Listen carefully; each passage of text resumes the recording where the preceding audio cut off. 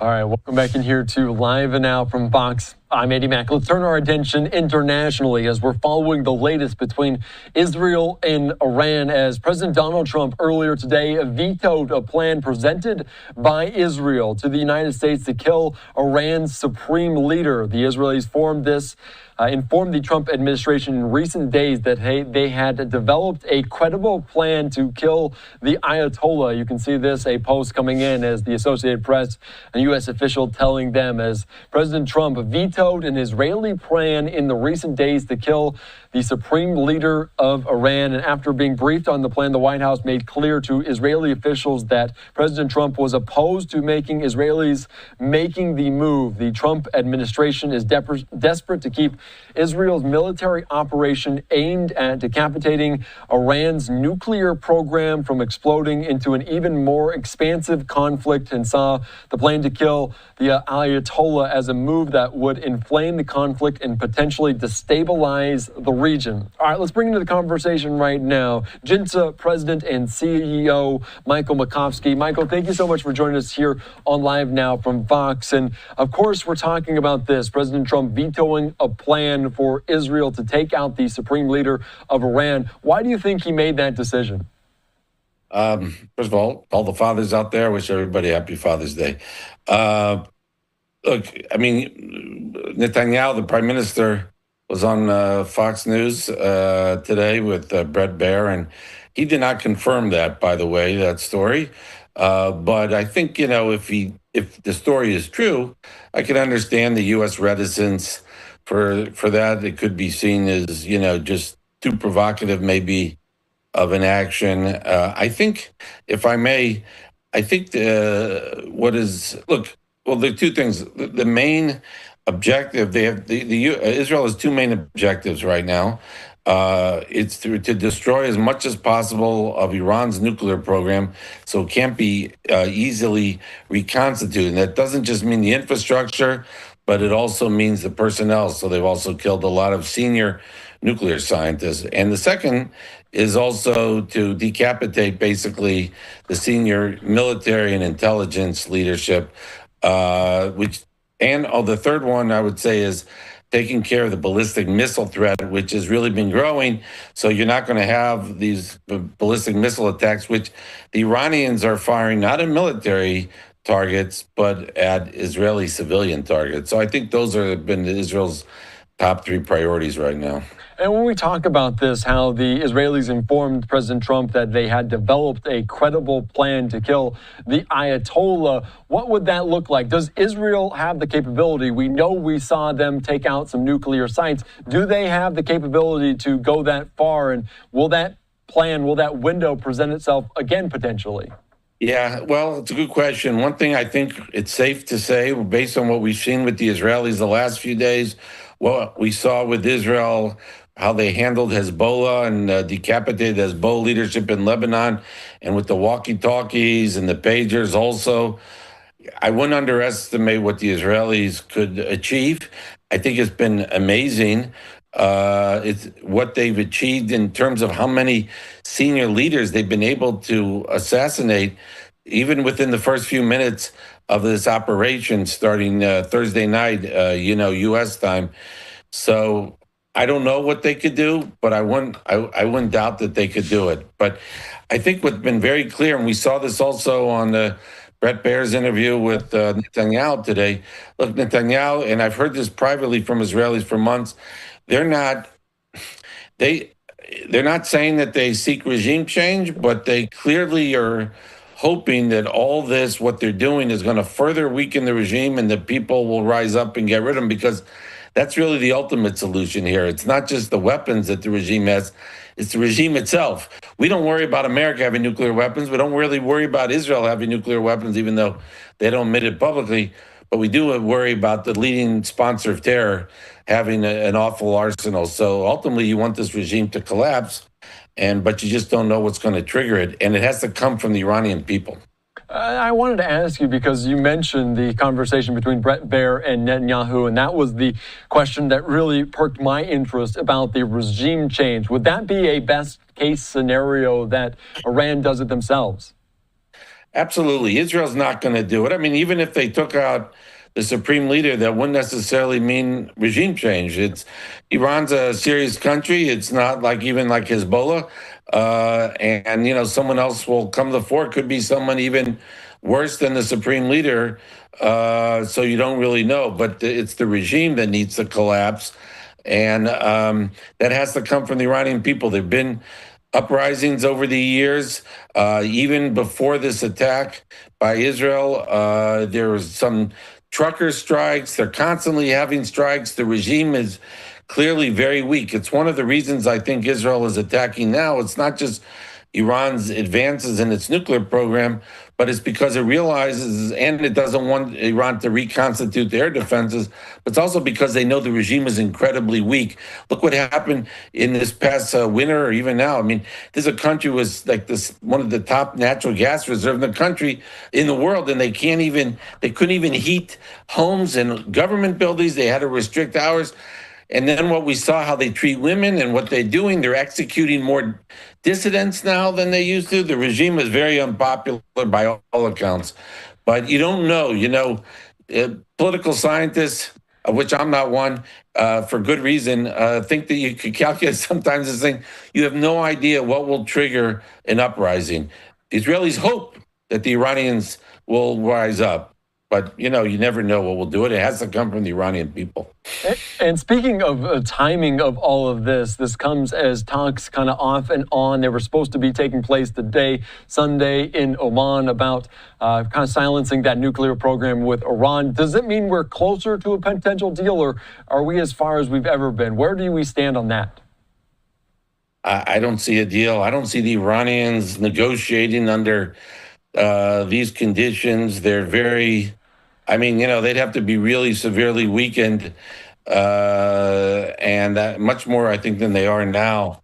So I'm not, I think they're very conscious of not negotiating from point of weakness.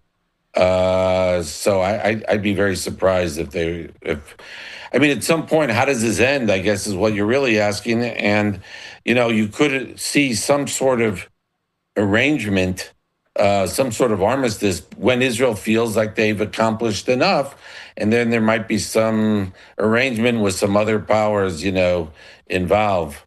But I don't see a deal. All right, and just speaking maybe a little bit to that tune about the United States and their involvement. Of course, President Trump, in communication with Netanyahu, with the Israelis, had the power to veto a potential strike, although Netanyahu denying that. How much more does the United States need to get involved at all, and would that change the complexion? How would that change the complexion, and how would that look? Yeah, to me, that's the key question. And I think the answer is yes. And I think, look, when the attack started on Thursday night, America time, East Coast time here, Rubio said there's a unilateral strike and distance themselves. I think that was, personally, I thought it was a mistake. We've had 5 successive presidents, Democrats and Republicans, say they vowed to prevent a nuclear Iran. So it's been a core U.S. interest. So now that Israel is trying to do that militarily, we're going to step aside like we have been, acting like almost like bystanders and say, this is for the Israelis to do.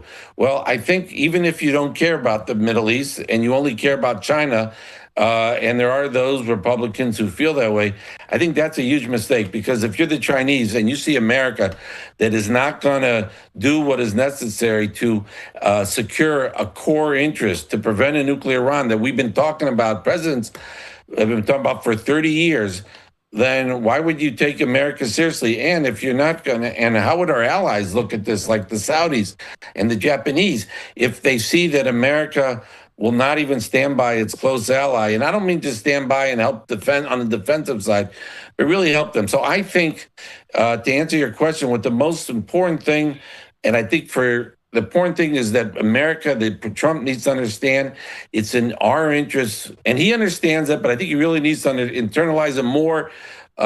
It's in our interest that Israel succeeds. It's in our interest that other countries like Russia and China see that we're going to help Israel, and that we're going to advance our own interests. And I think concretely what that means is we have to help the Israelis on destroying Fordow. That's the one nuclear facility that's very deeply buried.